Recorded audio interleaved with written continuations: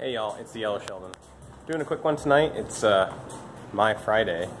But I wanted to talk real quick about something that doesn't come up very often in Seattle, which is freezing cold temperatures and what they will do to your frame. And luckily enough, I have two examples. Let me turn off the square pusher real quick. I have two examples to show you. One tragic, and the other one I would consider to be euthanasia, a blessing in disguise. A justified killing. So, what happens when a tube fills with water and then freezes?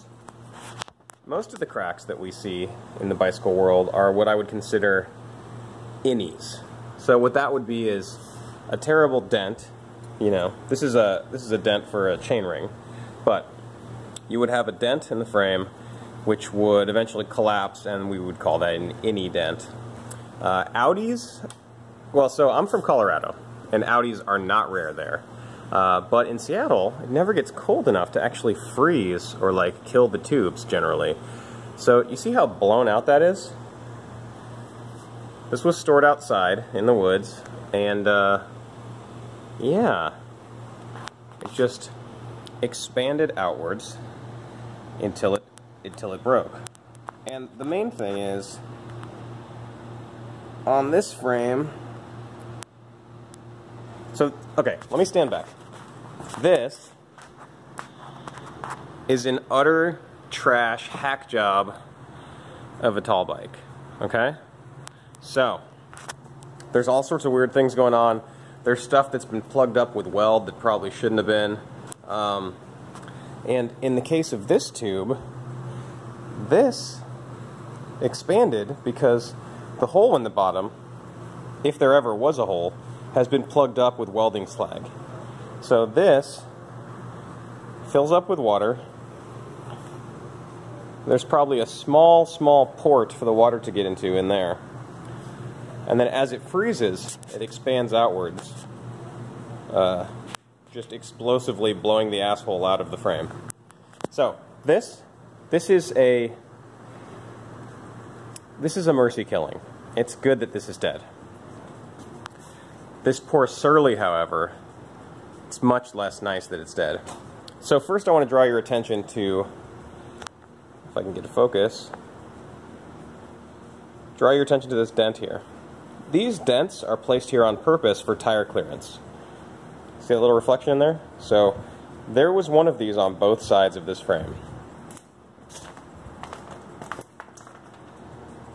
Now, my love, do you see how there is just a tube here? This freeze and crack was so pernicious, so overblown, it was over 9,000, that it actually not only cracked the tube, but reversed the factory dent for the tire. And if you look at it from the bottom, oh my God, you see it there. Disgusting, horrible crack. Although that lens flare is kind of pretty, huh? My greasy fingers got all over the camera. Anyway, this is kind of rare.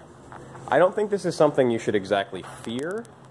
On the other hand, if you do live in an environment where it's wet and has lots of sub-zero temperatures, do yourself a favor and occasionally evacuate the water from your frame. You can do this by blasting pressurized air into the holes that were used for venting gases during brazing. You can also do this by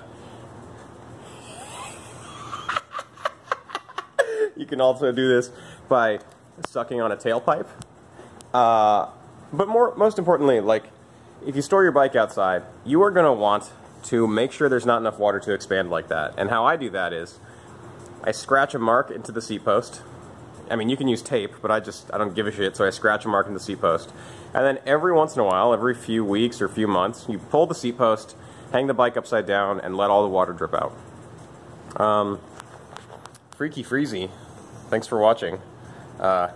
Definitely share this shit, and subscribe, and sexually harass Millhouse. We got the best tiny Asians, don't we, folks?